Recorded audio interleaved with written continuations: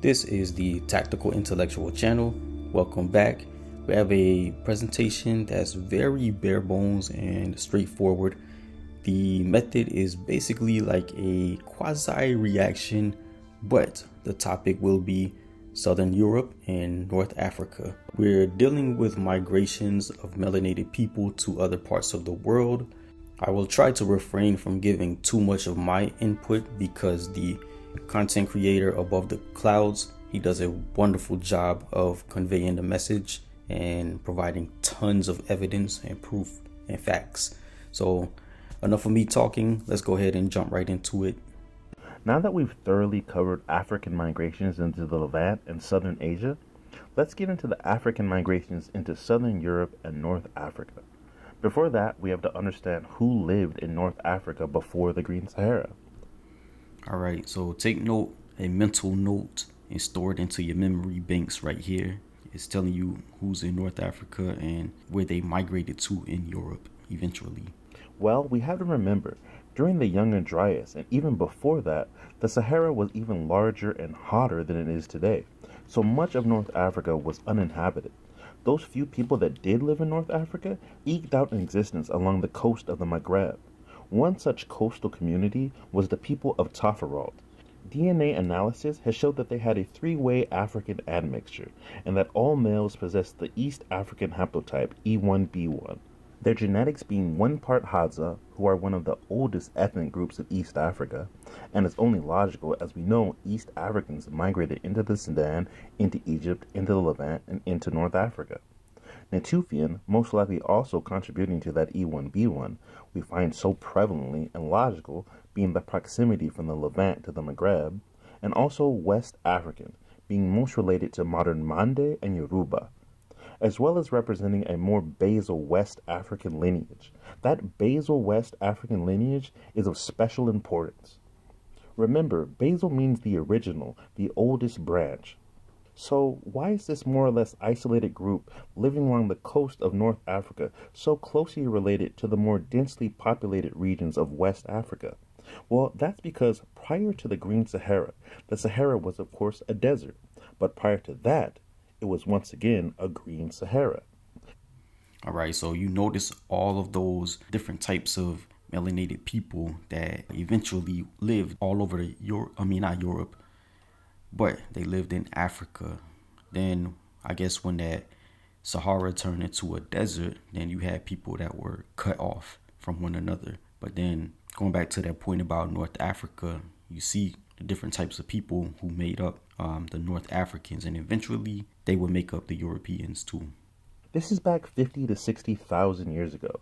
These are the conditions when Africans first left out of Africa, and the people that lived in the Green Sahara and throughout Africa before the Great Exodus were called Artyrians. Artyrians originate in East Africa, but lived throughout North Africa, in places like Egypt, in Libya, but also throughout West Africa, in Niger, in Timasa, in Senegal. So 40,000 years ago, if I went to Senegal, the people are Artyrian. If I go to Niger, the people are Artyrian. If I went to Libya, the people are Artyrian. And if I went to Taforalt, the people were Artyrian. The people were all Artyrian because it's all one green garden. Nothing is separating these Africans from going wherever they want. But when that garden became a desert, those populations became separated. The Artyrians that lived in North Africa were cut off from the Artyrians that lived in West Africa. In West Africa, the Artyrians became me, the Mandinka, the Yoruba, the various ethnicities of West Africa. Even to this day, we still carry around a good amount of basal West African DNA, up to 12%, the exact same ancient strain that was in the people of Taforalt. An Artyrian is a basal West African. That's why the people in Taforalt have those genetics. The people that lived in North Africa and West Africa were at one time the same. The reason North African people don't look the same as West African people anymore is because the Sahara has been a desert for the last 5,000 years. They've experienced millennia of gene flow from Eurasia, as well as countless occupations and colonizations from the Arabs, the Ottomans, the Romans, the Vandals, and many more, while West Africa is largely unmixed. So when you see someone like Thomas Sankara from Niger or Muammar Gaddafi from Libya, it's important to know both of these guys have the exact same lineage. They're both Algerians. Gaddafi is just more mixed, while Sankara is closer to the original populations that would have lived in both North and West Africa. So that's who lived in North Africa prior to the last Green Sahara. They were a mixture of the indigenous late Arterian, very similar to the Yoruba or the Mande that lived in West Africa, Natufian, and East African. With that being said, let's get into another key migration. While we know Africa began getting more humid as early as 17,000 years ago, the Green Sahara truly begins about 10,000 BC. That's when it is a complete oasis from south to north, filled with aquatic fauna and flora and massive lakes and waterways. This greening would lead to massive movements from inner Africa as Western and Central Africans moved deep into the newly green Sahara, as well as into North Africa. But they wouldn't stop there. As we know, West Africans are amongst the oldest boat builders in the world, having the oldest boat in Africa and the second oldest boat in the world. And it's precisely this technology that not only let them travel into North Africa, but allowed them to cross the Straits of Gibraltar and sail right into southern Europe. As these West Africans migrated into North Africa, they brought with them new L haplogroup lineages, such as L1b and L2a, and their various sub-branches. The L lineages originate in East Africa over 200,000 years ago, and are largely confined to the African continent, there being 7 in total. These haplogroups are spread out from east to west and south, being numbered L1 through 6, with a special designation L0 for the Khoisan and Sandawe of East and Southern Africa. All other mitochondrial haplogroups outside of Africa are descended from the group L3 and are designated by the letters N and M, while L1b and L2a are native to West and Central Africa. All right, so take note of what he's saying. This is very pertinent information, something that we definitely should put in our memory banks, present it to our children. Because these debates on YouTube and social media in general, they're wild. So you need some confirmation, many confirmations on the subject, that is. These Africans quickly spread into North Africa, then sailed across the Mediterranean Sea into southern Europe. These new arrivals bearing these West African lineages would quickly spread throughout the Iberian Peninsula and the Mediterranean. All right, see this map right here? This is where the genetic spread occurred. See the Iberian Peninsula, then of course Italy, Greece, these other Eastern European countries, and of course Anatolia, aka Turkey, already had that genetics, the gene pool right there. So France, we're going to learn about France, the early population of the original French, the Austrians, the Germanic peoples, and all of that stuff. So let's go ahead and go forward. Like their brothers from East Africa who entered into the Levant, they took wives and spread their lineages. Today, L lineages appear all across southern Europe, in some regions appearing as high as 18.2%, and appear in places like Spain, Portugal, all across Italy, in places like Lazio and Sicily. The majority of these L lineages arrived in the Holocene during the age of the Green Sahara, instead of with later events, such as the Muslim invasion of Spain. To quote Candela et al., the older period was responsible for the migration of approximately 2/3 of current sub-Saharan L lineages observed presently in North Africa. The results for the introduction of lineages into Iberia or Europe are similar to those. That is, a prehistoric episode would be the main contributor to the sub-Saharan presence in Mediterranean Europe and Iberia. A deep inspection of the L haplogroup founders introduced into North Africa showed most of them, including basal L1b, reached the area at the older period of migration. Compared with these L lineages that entered into Mediterranean Europe, the L1b root haplotype clearly dominates the pool of L lineages. More importantly, 79.5% and 81.5% of the lineages that suggest an early entrance in Europe also shows the same period of arrival into North Africa, indicating that the migration sequence was likely Sub-Saharan Africa, North Africa, Mediterranean North. These West African lineages were so widespread and pervasive throughout Neolithic Europe that they would eventually give rise to their own European specific L lineage, known as L2A1K. All right, so that is very important right there. Let me go back a little bit so you guys can. Now he's talking about probable origin right here: West Africa, Central Africa, East Africa, South Africa, the Near East, and then Europe, and then how these L haplogroups, they form their own distinct European specific, subgroups. So let's let him explain it. This European specific L2 lineage is found throughout modern Europe and is found commonly amongst Czechs, Slovaks, Croatians, Serbs, and Bulgarians. Every European who bears this haplogroup can trace their ancestry back to Western Africa. Every one of them is descendant from those West African people who crossed the Green Sahara, crossed the Straits of Gibraltar, and will go on to make Europe their home for millennia to come. These migrations of West Africans into Mesolithic and Neolithic Europe are further substantiated by the actual physical remains of West African people who actually resided in Neolithic Europe during the Holocene.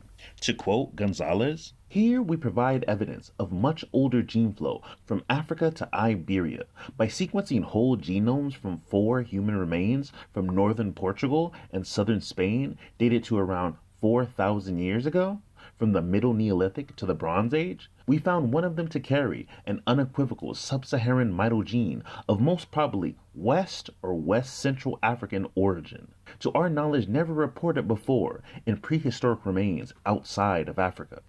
Our analysis of ancient nuclear genomes shows small but significant levels of sub-Saharan African affinity in several ancient Iberian samples, which indicate that what we detected was not an occasional individual phenomenon, but an admixture event recognizable at the population level. We interpret this result as evidence of an early migration process from Africa into the Iberian Peninsula through a western route, possibly across the Strait of Gibraltar." Do I need to explain any further? He breaks it down pretty well. Everything's succinct. So, this goes against the narrative, but it's a good thing that we're finally untangling the knots and the lies and everything. Here we used a combination of shotgun and whole genome capture (WGC) strategies to generate whole genome data from 4 prehistoric human remains and 13 mitogenomes from the Iberian Peninsula, dated well before any historical African presence in Iberia.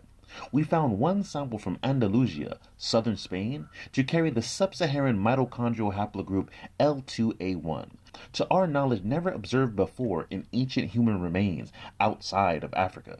In addition, the analysis of the ancient nuclear genomes revealed an increased similarity between Middle Neolithic chalcotic samples from Spain and ancient sub-Saharan remains. To our knowledge, this study reports for the first time, both at nuclear and mitochondrial level, direct evidence of prehistoric northbound gene flow from Africa into Europe, probably following a trans-Mediterranean western route. And just like in the Levant and Southwest Asia, we commonly find sub-Saharan males buried in ancient Neolithic sites in Europe. As the majority of African lineages in Neolithic Europe were from West and Western Central Africa, we find a high proportion of individuals bearing Y chromosome lineages commonly found in the dense tropical regions of sub-Saharan Africa, chiefly haplogroup A. This Y lineage being synonymous with the deep interior of Africa and sub-Saharan Africans. One of the oldest African individuals we find in ancient Europe can be found here at Les Clissoles in France. Dated between 8,290 BC and 7,610 BC, this ancient African individual bore Y haplogroup A. Another African individual bearing this deeply ancestral African Y lineage can also be found in ancient France. This individual, buried in the Rhone Alps of France, also carried the deeply ancestral African Y lineage, haplogroup A. These remains dating to between 10,090 BC and 9,460 BC. Not surprisingly, we also find E1B1B lineages as well in Europe. Dating to between 6005 BC and 5814 BC, this ancient individual, found at Zuminica Cave in Croatia, bore the African Y haplogroup E1B1B1. All right, so this is a lot of information, and once I continue my European series, then, well, the country specific series, then I'm definitely going to draw from the video that we're checking out right now. And it's a lot of strong evidence, man. And of course, we find sub-Saharan lineages throughout Italy, Portugal, and Spain. These locations being some of the very first inhabited by migrants from Africa during the age of the Green Sahara. At Salaparuta, Sicily, in Italy, we find one of many other Neolithic gentlemen bearing the deeply ancestral African Y chromosome, haplogroup A. This Neolithic individual, dating back to between 2800 BC and 1800 BC. These sub-Saharan lineages being found commonly amongst the ancient Neolithic remains of Europe. It's these Holocene out of Africa migrations that are also the cause of the prevalence of sickle cell anemia amongst Southern Europeans and throughout the Near East and Mediterranean. To quote Yassine, the Benin and Senegal haplotypes have been detected in equal frequency in Basra, Iraq, after the AI haplotype. This finding differs from studies done in north of Iraq, Jordan, Lebanon, Oman, and Egypt, where the Benin haplotype was found to be the predominant haplotype at 69.5%, 80%, 73%, 52.1%, and 80.8%. A possible explanation for the distribution of the Benin haplotype is that it had originated in Central West Africa and then spread vertically via population movement by trans-Saharan migration to North Africa, and thence across the Mediterranean Sea to southern Europe, Turkey, and probably to the north of Iraq, close to southern Turkey. Thus, West African people were a part of the founding populations of Spain, of Italy, and the Mediterranean. And that West African ancestry can still be seen very much in some of these regions, like Sicily. This is an Italian woman. This is also an Italian woman. This is an Italian man. For example, this is Russ. He's a pretty dope rapper, and you can tell he looks a little different from Northern Europeans. He has far more melanin in his skin. He has different features, curly hair. It's important to know when you see him rapping with Rick Ross, he has ancestors that look just like Rick Ross, who are from West Africa. And not 40,000 years ago, just 5,000 years ago. Thus, whether it's the Levant or the Mediterranean, Africans helped found both the civilizations of the Levant and the Mediterranean. Now that we've covered those two, let's look at a place that has a very special connection to Africa. All right, so before he goes into that, you can see the argument that he's making. That being East Asia and Southeast Asia, and the relationship to both Africa and the Levant during the Holocene. These communities are of course extremely important to mankind. It's these populations that are going to migrate into new areas of Eurasia, spreading agriculture and urbanism to new areas. And while of course the Fertile Crescent is known for the earliest invention of agriculture, this Neolithic innovation would also be independently invented in several regions of Africa. Thus, there are several crops, plants, grains, fruits, domesticated animals, and inventions created deep within inner Africa that would find their way out the Green Sahara and into the Levant, and eventually into the broader regions of Eurasia. As African migrations out the Green Sahara occurred for millennia, one of the most important inventions of the Neolithic is the mastery of ceramic technology, or the invention of pottery.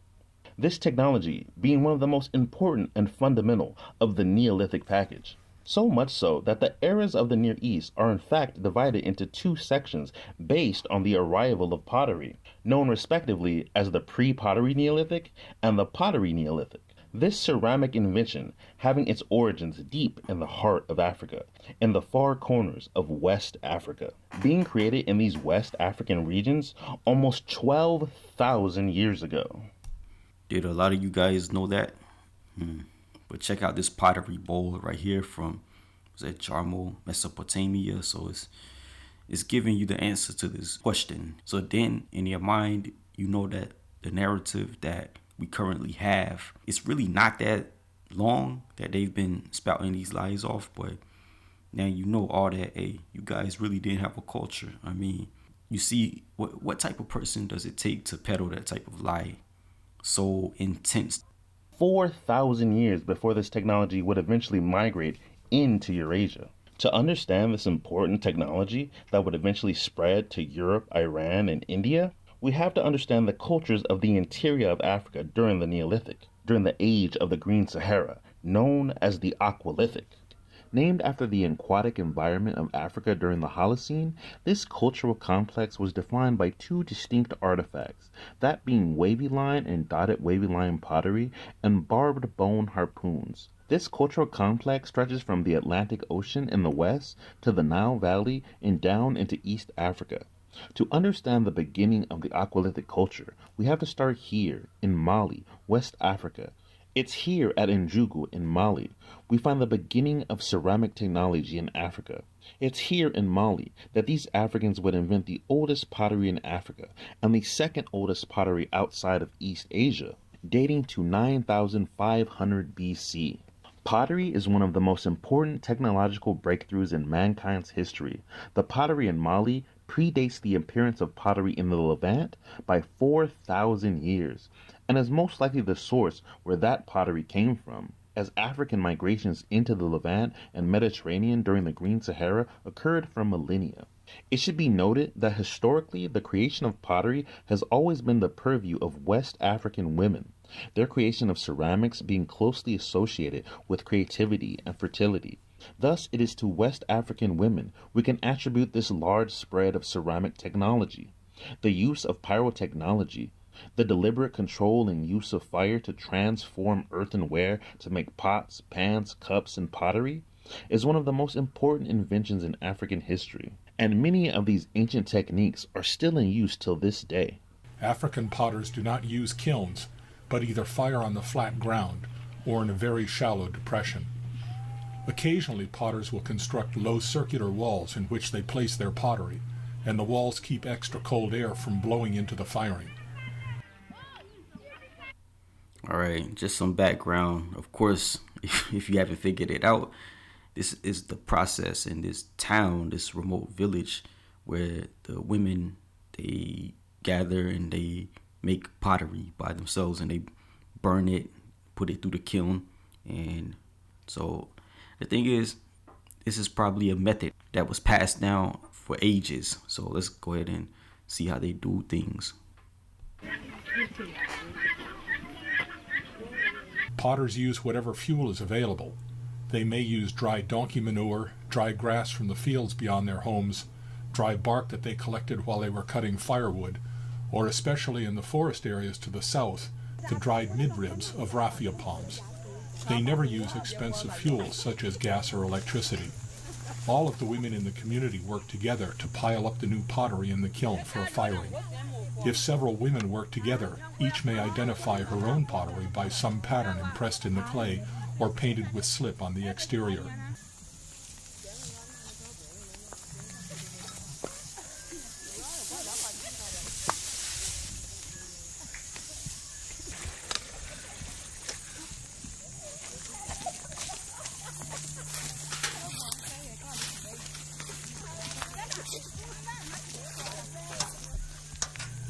The fuel is lighted and allowed to burn freely.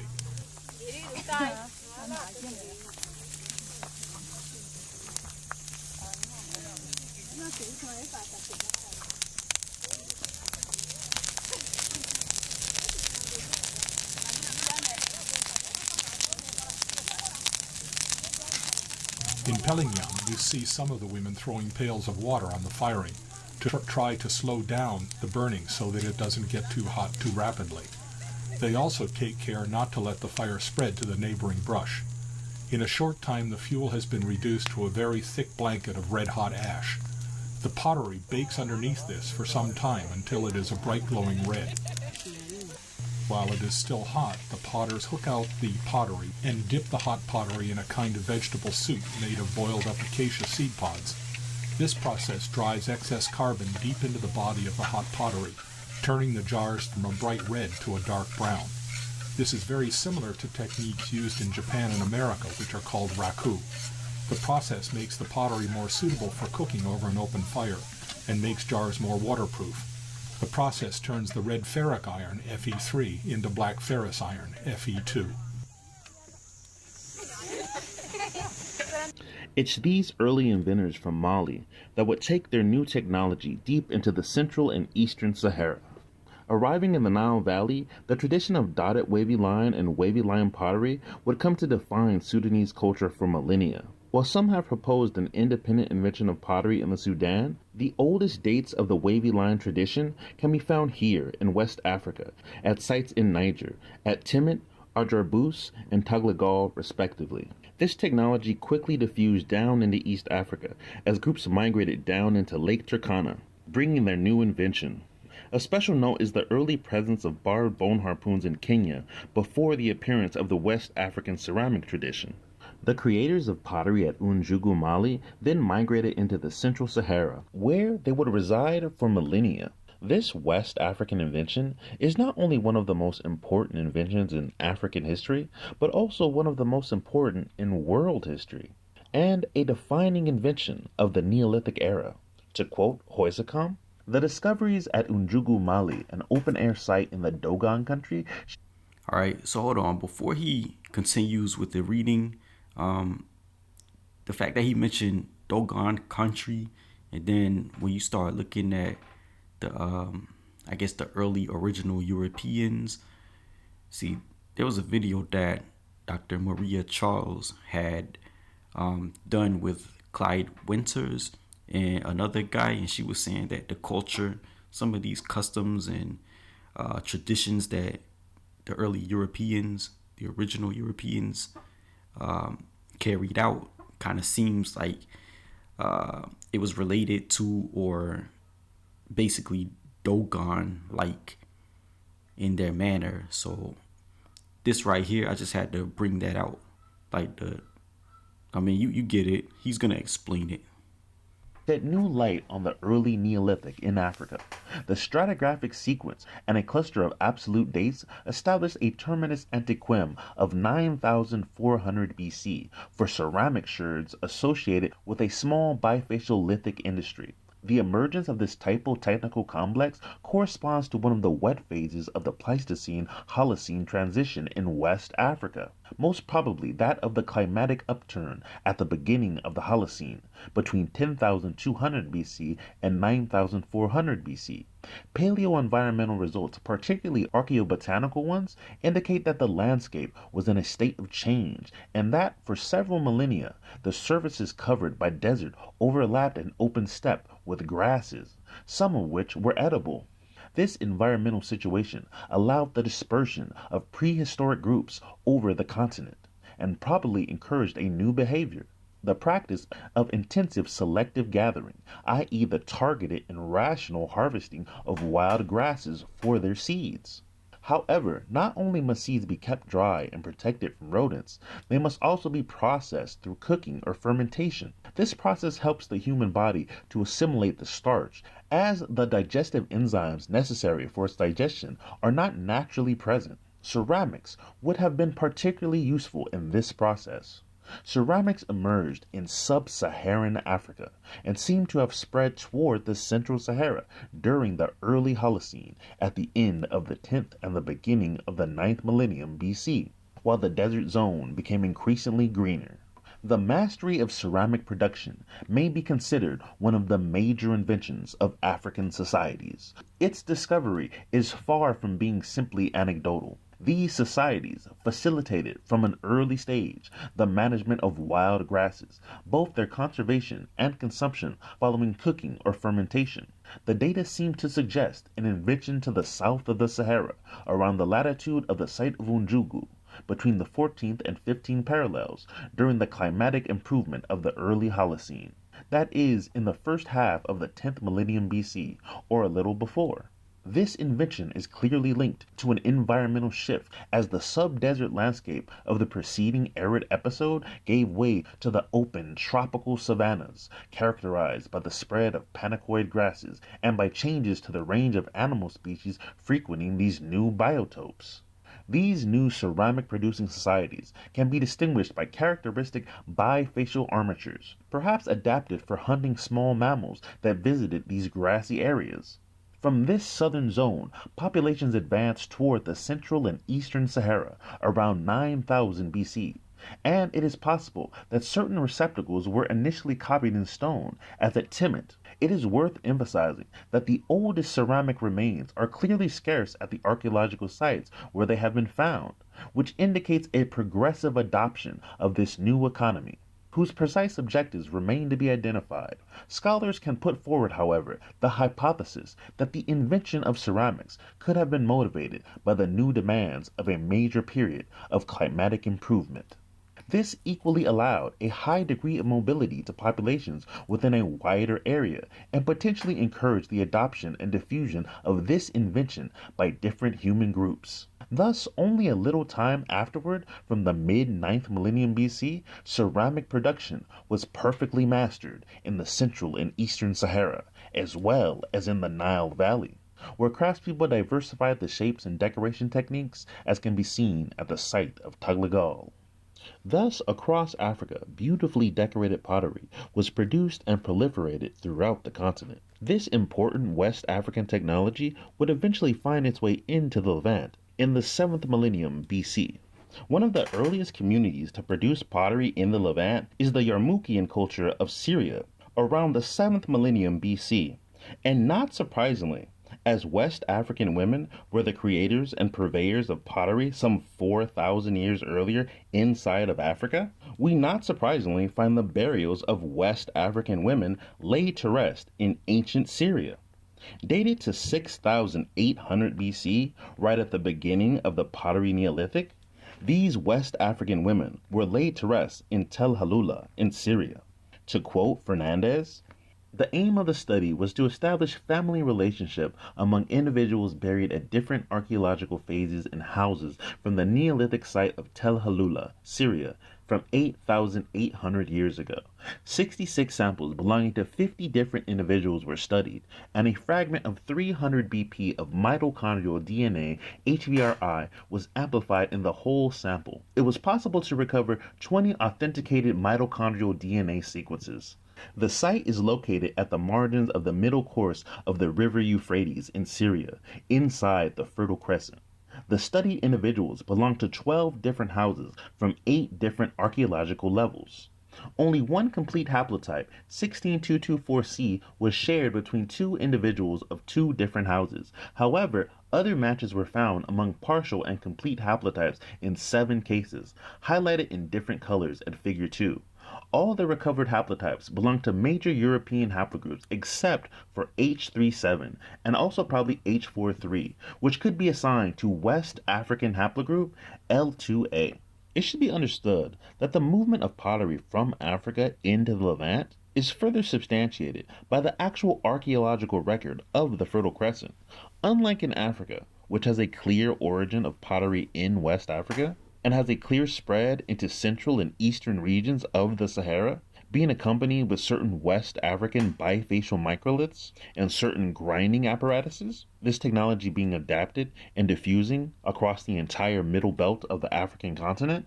In the Levant, pottery just suddenly appears out of the blue in the archaeological record. And when it appears, it is already well developed, elaborate, decorated, and very sophisticated, indicating it was an imported technology instead of being a local invention, as there is no lead up to this level of sophistication or development of the technology. While there is cruder, coarse, undecorated ware found in the Levant, which was once thought to indicate the earlier stages of this technology, these coarse wares were actually much later than the extremely fine and decorated ware that were mass-produced in early sites in the Levant, especially in Syria. These coarse, plain wares represent a divergent practice instead of the evolution of said style.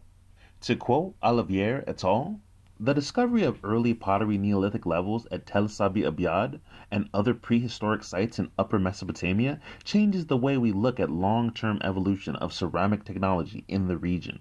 Somewhat counterintuitively, it appears that following an initial stage in which carefully shaped, well finished, and sometimes decorated ceramic vessels prevailed, pottery production then shifted to roughly made, plain CMPT ware. Contrary to expectations, pottery production went from nice to coarse. And not surprisingly, the earliest finds of pottery in the Levant are these extremely fine, well decorated, and technologically advanced pieces of pottery, found not surprisingly in Syria at around 6800 BC. And not coincidentally, we find West African women laid to rest in Syria at 6800 BC. And this is something that we have to remember. This is something that we have to continue to purport. We don't want to cower in the face of like the old information, the old narrative, but we definitely want to utilize everything that we're seeing on the screen right now. So I mean, he's giving you the genetic evidence, the materials that they brought with them, and then all of this was made possible by the Green Sahara. So many lakes. They traversed the waterways quickly. That's why you're seeing the people from so many miles away, hundreds, if not thousands.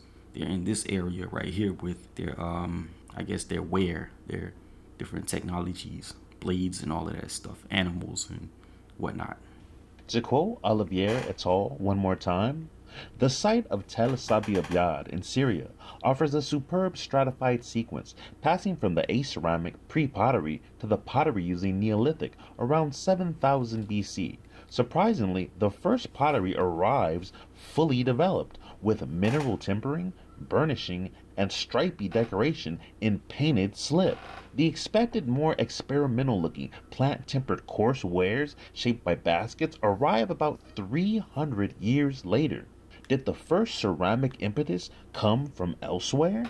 The evidence gathered from Tel Sabi Abyad so far suggests no trial stage in which novice potters can be seen experimenting with their new technology. At Tel Sabi Abyad, the initial pottery Neolithic levels fit within a continuous, well-dated stratigraphic sequence. There is preciously little chronological space to allow for undiscovered intermediate levels.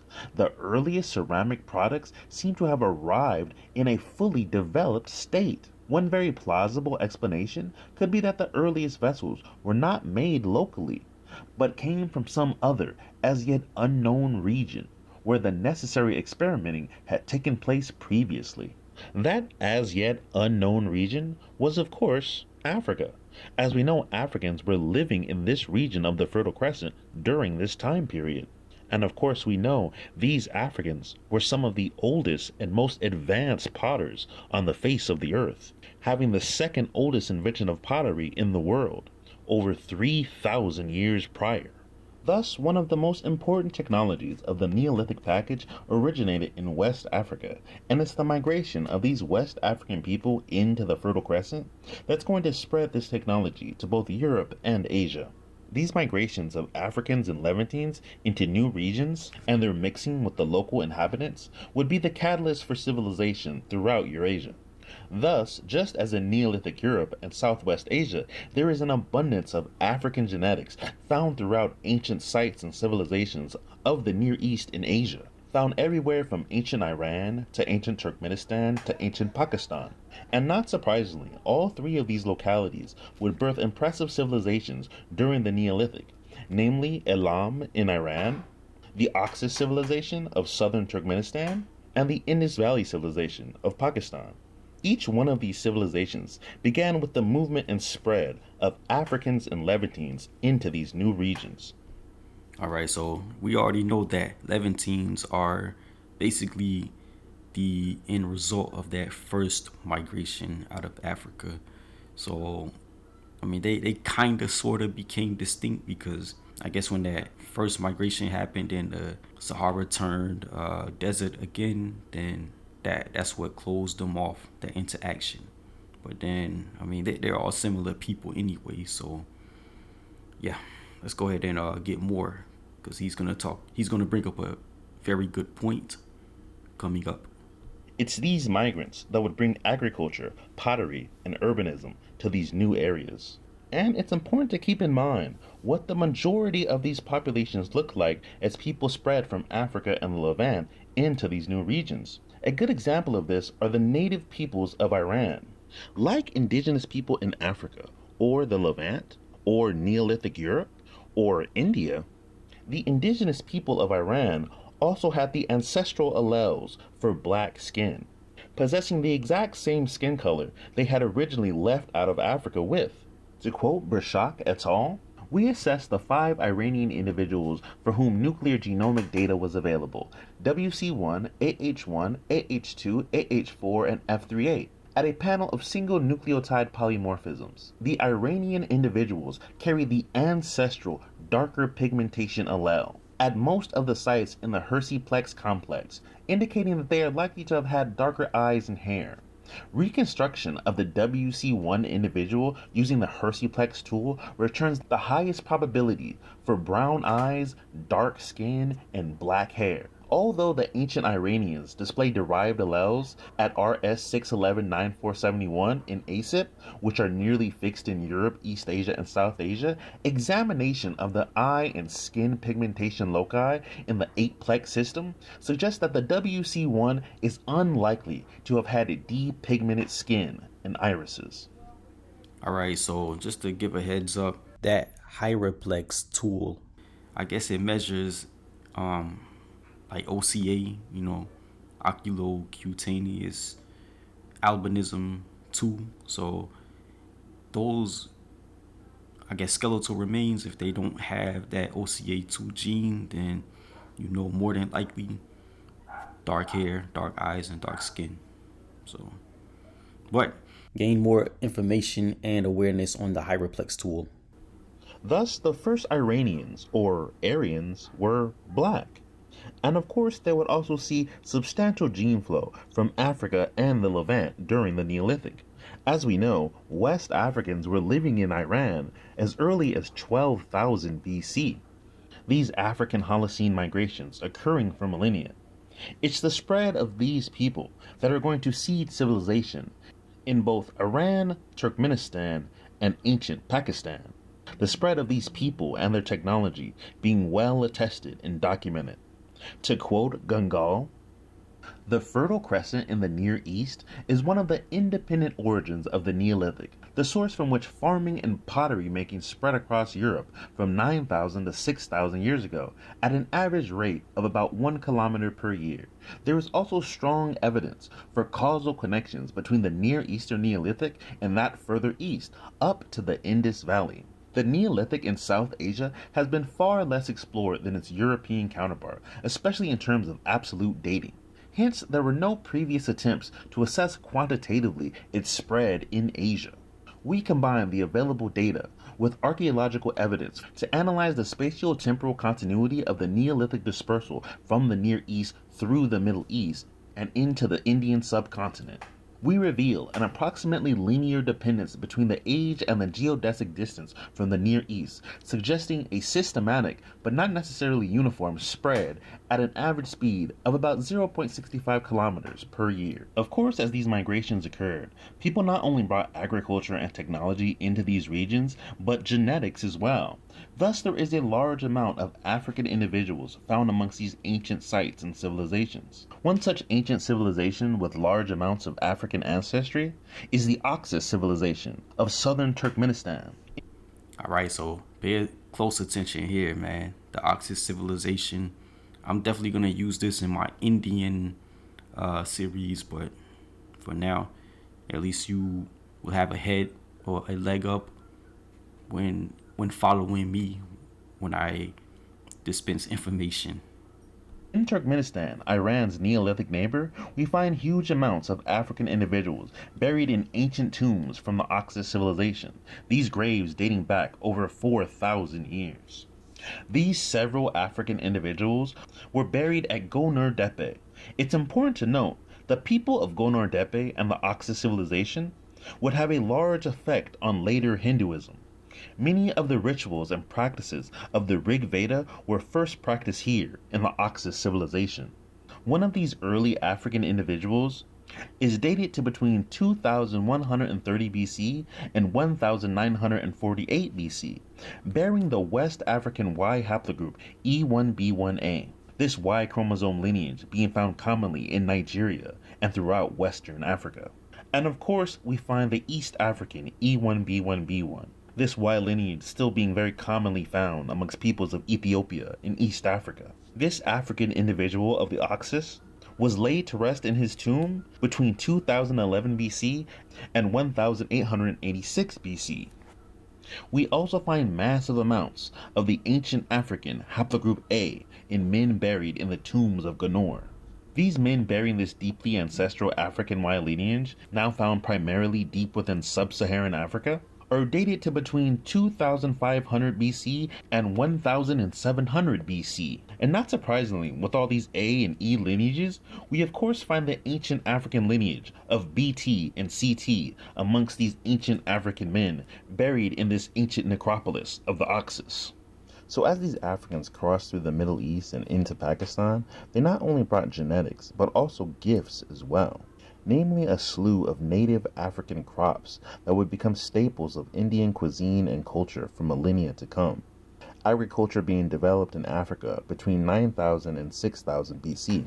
More than 11 native African fruits and vegetables found their way into East and Southeast Asia during the Neolithic. Finger Malay, domesticated by Cushitic speakers in the highlands of Ethiopia. Pearl Malay, found in West and East Africa. The castor oil plant, which spread from the Horn of Africa. Cowpeas, or black-eyed peas, domesticated by Niger-Congo-speaking people from West Africa.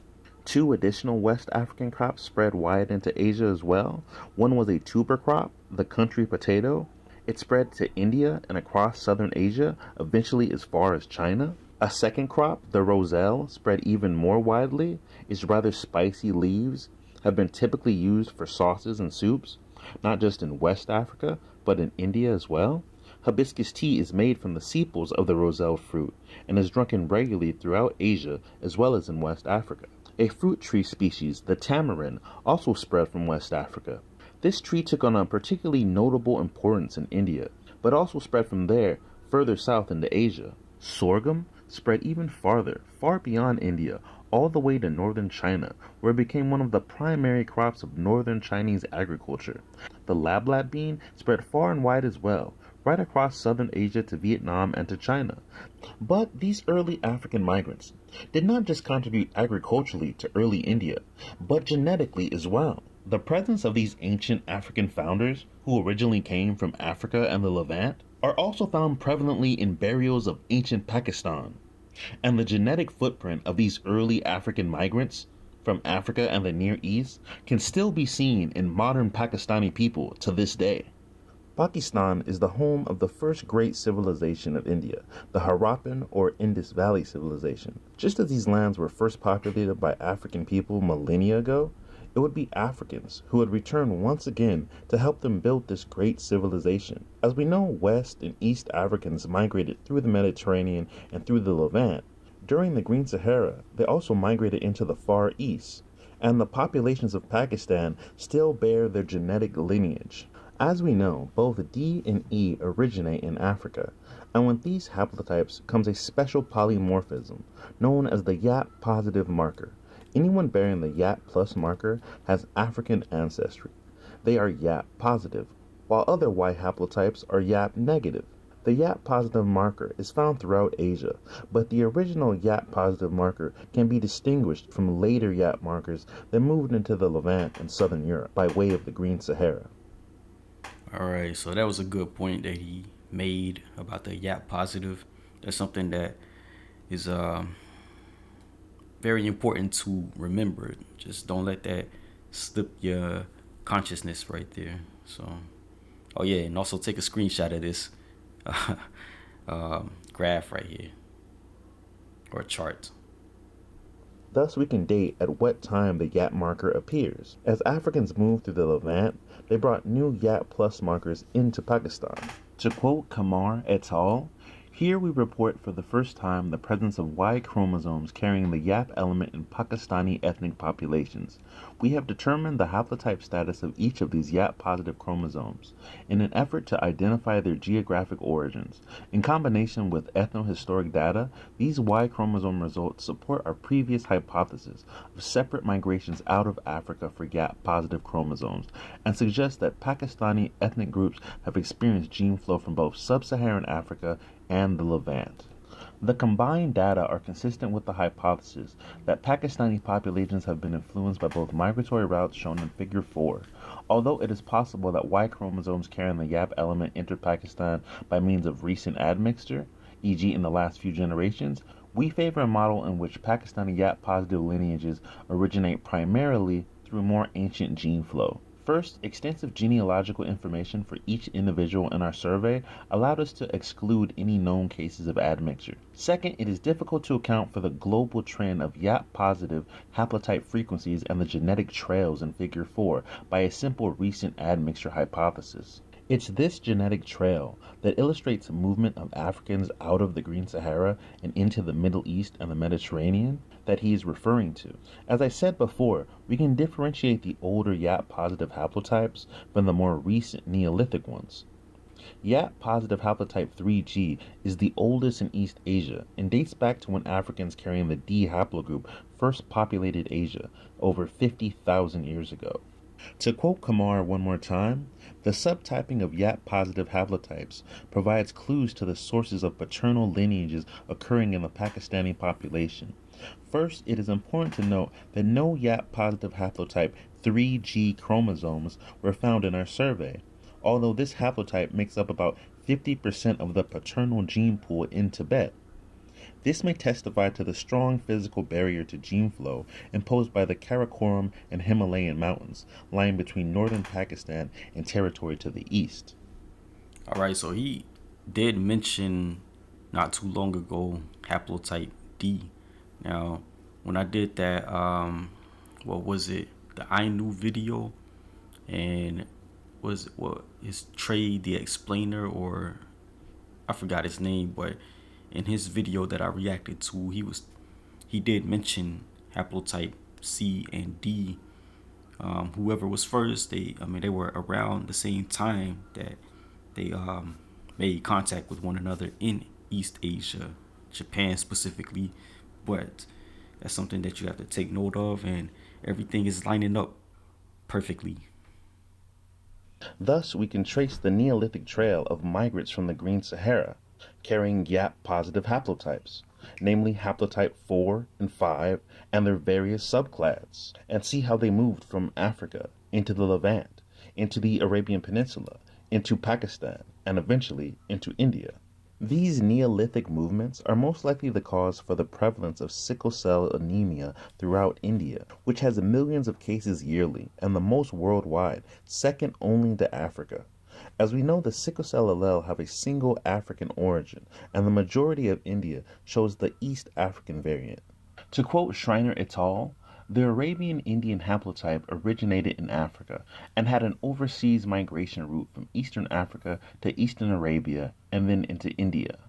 In contrast, the absence of the Benin haplotype in the Luya in Kenya and the Baganda in Uganda provides evidence against an overseas migration route from Eastern Africa to Western Arabia. Instead, the presence of the Benin haplotype in Western Arabia is consistent with an African origin and an overland migration route through Northeast Africa. And of course, not surprisingly, given this modern genetic footprint and the prevalence of sickle cell anemia, we find large amounts of African men buried in ancient India. Multiple graves in Pakistan dated to over 3,000 years ago possess several men carrying E1B1B lineages as well as E1A lineages, which are some of the most ancient of Africa. The E1A lineages are the dominant paternal lineage of the revered Dogon people of West Africa. We also find individuals bearing the ancient Y chromosome AOT. This Y chromosome lineage is also one of the oldest of Africa and is now found commonly amongst Nilotic people of the Sudan. These ancient African individuals laid to rest in ancient India over 3,000 years ago. contributing greatly to early Indian civilization. Kumar et al. First proposed an African origin for the Yap polymorphisms of India over 20 years ago. His original paper, first published in 1999. The finding of these ancient African individuals buried in ancient India over 3,000 years ago, bearing these ancient E and D lineages, here confirms and validates Kumar et al.'s earlier thesis on the spread of Yap-positive polymorphisms through Neolithic African migration into India. So, as you can see, both the cultural and genetic contribution to East and Southeast Asia is significant, not only in the Paleolithic, but the Neolithic as well. During the Green Sahara, Africans are going to be net contributors to many of the civilizations of the Neolithic and early Bronze Age. The floodgates are open, and populations of Africans are all throughout the Mediterranean, the Levant, and Asia. This is the natural repeating pattern of nature. The greening of the Sahara is much like a heartbeat. As it dries, then turns back green, each time it pumps something new out. It's that first great greening that allowed our early hominid ancestors to walk out of Africa. It was that second green Sahara that let modern man bringing tools and art and culture venture out into the world. And it was the last green Sahara that once again let modern man come out of Africa, bringing new technology, new ideas, and new culture to the rest of the world. It should be understood that during the Green Sahara period, the majority of people are not what we consider white or Caucasian. The people that live in southern Europe are a mixture of African and Aurignacian. The people that live in the Fertile Crescent are indigenous Levantines admixed with Africans, the Natufians, as well as other populations throughout the world. The original populations on the earth are all melanated. They're just types of Africans, and that includes Europe. These were deeply melanated people admixed with African populations from the Green Sahara. So, with all that in mind, that's why I don't even bother when it comes to Egypt. I mean, that's a foolish argument to me. It's who would want to I mean, what type of Charlie Kirk type of person would want to discuss that? You know, that's a waste of my time. That's like arguing if water is wet. You know, if we got proof on Europe and Asia and the Americas, I mean, Egypt is a layup, man. I don't even want to deal with it. It's a waste of time, man, in my opinion. Now, I do enjoy the evidence that other content creators come up with, but to me, you know, it's not a topic I really want to speak on because it's so obvious what the answer is. Reason people don't look African anymore is because of the Ice Age, or more specifically, people in Central Asia during the Ice Age. They developed a mutation on a gene, and it basically turned off all of their melanin. As those peoples are from the Caucasus, we call them Caucasian. As they moved down into other parts of the world, they brought with them Indo-European languages, as well as that mutation for the absence of melanin. They mostly replaced and subsumed older populations in Europe and the Middle East. This is best described with who lived in Europe during the Neolithic. As we know, primarily West Africans sailed across the Straits of Gibraltar and into southern Europe. There they peacefully mixed with the Aurignacian people that lived in Europe at that time. These people would develop a peaceful matriarchal society. They were farmers and deeply spiritual, and like their cousins in Africa, they built in stone. These are the people that built Stonehenge. So, what happened? Around 3000 BC, the Yamnaya tribe came down from the Caucasus, from Central Asia. These people were not stone builders. These people were not matriarchal. These people were barbarians. They spread like a plague across Europe, the devil on horseback. They killed every single male of the Aurignacian, replacing 90% of the DNA in Britain and deleting all male lineages of the original peoples of Europe.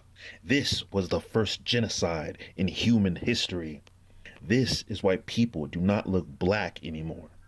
As Indo-European languages and peoples spread, it changed the genetic makeup of much of the world. The way people look in Europe and the Middle East today is not their ancestral state at all. But these migrations happened late in the Neolithic. only about 5,000 years ago. By that time, Egypt and Mesopotamia and the Indus Valley civilization were already up and running. This is why when people ask if ancient Egypt was founded by black people, it's always very funny to me. During most of the Neolithic, even Europeans were black. All right, so let me rewind this back a little bit to that article, and so you guys can. All right, oh man, I keep passing it. All right, here we go. All right, so direct evidence for positive selection of skin, hair, and eye pigmentation in Europeans during the last 5,000 years. Now, you can do a Google search, or you can probably get on was it Google Scholar, or just try to check this article out because it's very eye-opening. And then he had this the gene that kind of, I guess, deletes having melanin, the SLCA45SA2 gene. So